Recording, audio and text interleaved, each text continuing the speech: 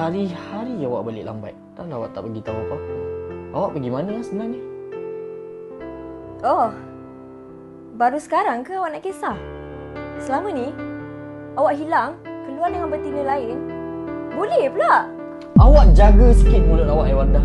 Saya ni suami awak. Saya tak ada buat apa-apa dengan perempuan tu. Saya tolong dia je. Dah lah Johan. Saya tak nak dengar apa-apa lagi.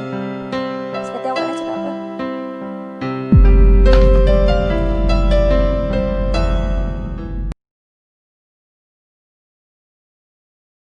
Assalamualaikum.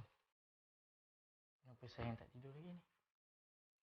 Tak payah nak buat baik dengan saya lah abang. Siapa perempuan dalam gambar ni? Mana saya yang dapat gambar ni? Oh. So, betul lah. Saya tak tengok muka abang lagi. Keluar sekarang. Sayang salah faham ni. Sama ada saya yang keluar daripada bilik ni ataupun abang yang keluar. Keluar!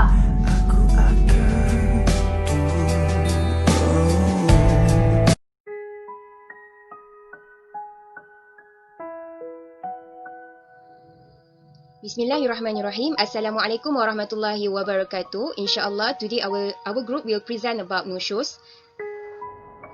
So before we go further or go deeper about this topic, let me introduce myself and my other group members.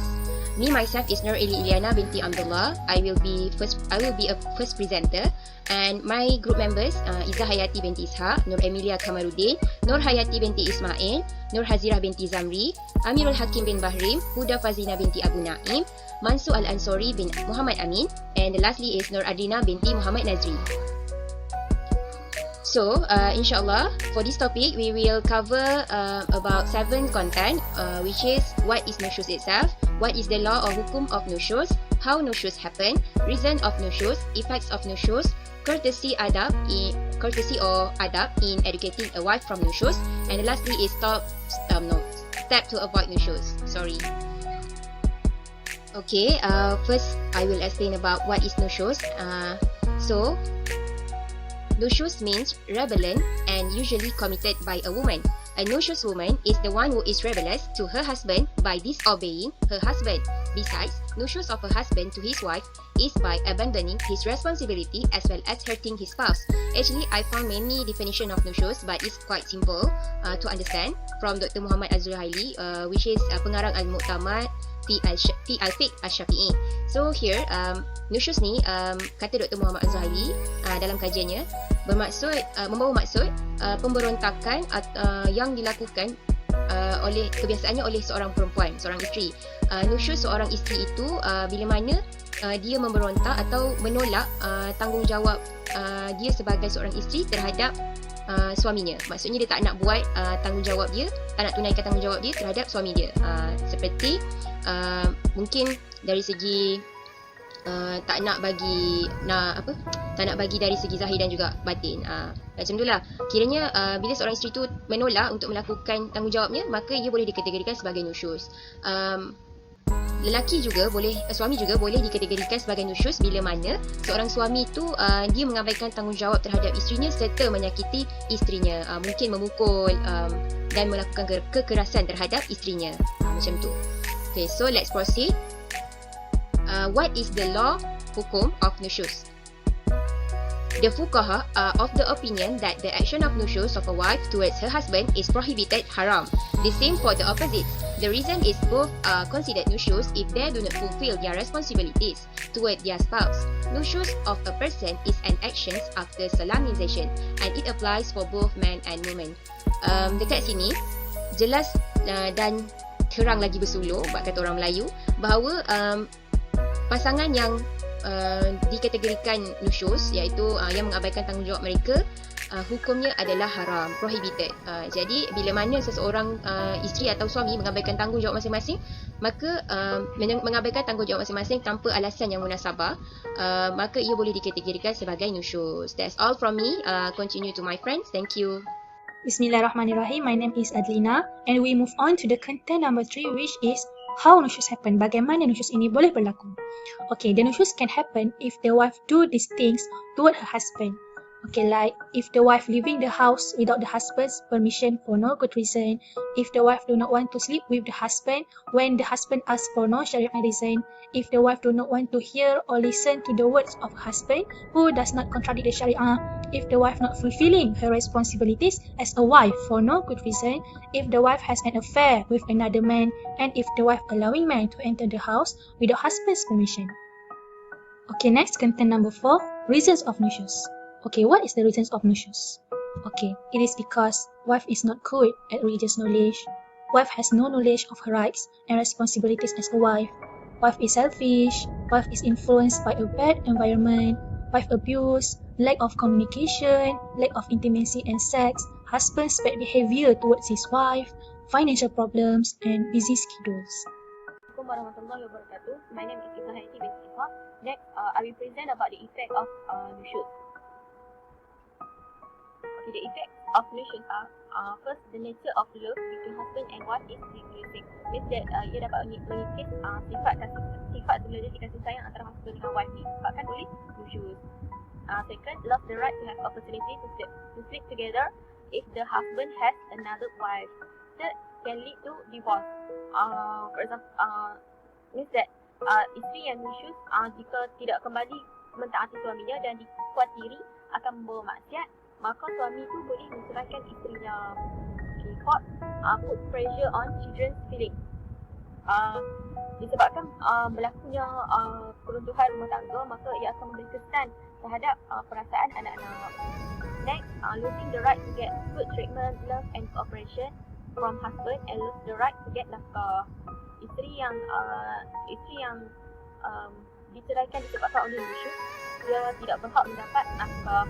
Okay, the last one is the wife will get sins and bad punishment in the hereafter. Okay, ini adalah kesan yang paling buruk jika isteri nushuz terhadap suaminya.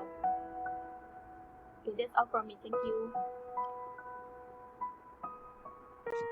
Bismillahirrahmanirrahim. Assalamualaikum warahmatullahi wabarakatuh. My name is Nur Amelia binti Kamarudin. So insyaAllah, I will continue to the next point, which is courtesy in educating a wife from nushuz. The husband needs to take positive step to repairing or recover the situation. Allah has taught the husband in educating their wife from nushuz in the Quran, which is in Surah An-Nisa, verse 34. أعوذ بالله من الشيطان الرجيم الرجال قوامون على النساء بما فضل الله بعضهم على بعض وبما أنفقوا من أموالهم فالصالحات قانتات حافظات للغيب بما حفظ الله واللاتي تخافون نشوزهن فعظوهن واهجروهن في المضاجع واضربوهن وإن أطعنكم فلا تبغوا عليهن سبيلا إن الله كان عليا كبيرا. So I will explain the tafsir in Malay. The translation is lelaki iaitu para suami itu pelindung kepada perempuan iaitu isteri kerana Allah telah melebihkan sebahagian daripada mereka iaitu lelaki atas sebahagian yang lain iaitu perempuan, dan kerana mereka lelaki telah memberikan nafkah daripada hartanya, maka perempuan-perempuan yang solehah adalah mereka yang taat kepada Allah dan menjaga diri ketika suaminya tiada kerana Allah telah menjaga mereka. Jadi perempuan-perempuan yang kamu bimbang akan nusyuz, hendaklah kamu memberi nasihat, hendaklah kamu tinggalkan mereka di tempat tidur, iaitu pisahkan dari tempat tidur, dan jika perlu pukullah mereka. Tetapi jika mereka mentaatimu, maka janganlah kamu mencari-cari alasan untuk menyusahkannya.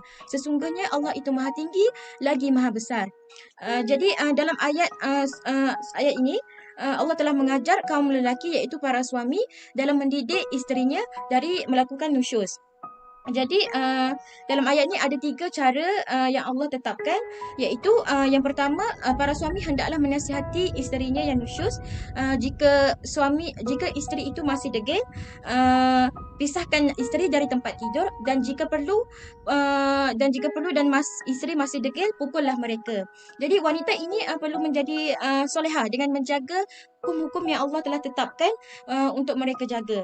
Allah telah lebihkan para suami kerana para suami itu adalah pelindung bagi wanita, pelindung bagi isteri. So we will go to the point one by one. The first one is give advice wisely.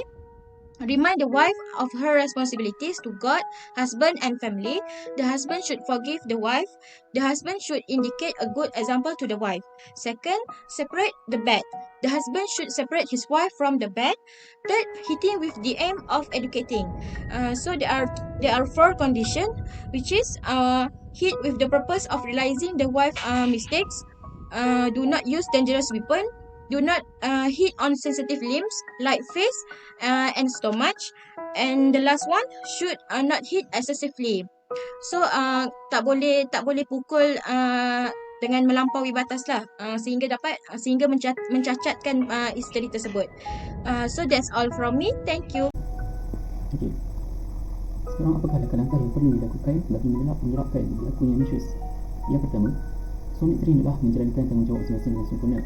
Ini kerana setiap pasangan mempunyai tanggungjawab yang tersendiri yang harus dilakukan dan bukannya meletakkan hukum suatu tugas itu menjadi jantina. Yang kedua, suami isteri hendaklah berunding dan bertolak ansur bila menghadapi masalah. Perbincangan diskusi yang harmoni dan tenang amatlah penting bagi mencari solusi dan kata putus yang terbaik bagi suatu masalah. Seterusnya, suami isteri sentiasa hendaklah seketika terhadap peluang masing-masing dan bukannya bersikap mementingkan diri sendiri semata-mata. Seterusnya, dan yang paling penting juga, suami isteri hendaklah menghayati ajaran agama Islam kerana setiap apa yang dilakukan mesti berlandaskan panduan dan ajaran Islam dan bukannya sekadar berteraskan nafsu. Seterusnya, bersikap terbuka juga amatlah penting bagi setiap pasangan kerana ini dapat mengelakkan daripada berlaku salah faham yang mampu membawa kepada masalah rumah tangga yang lebih besar.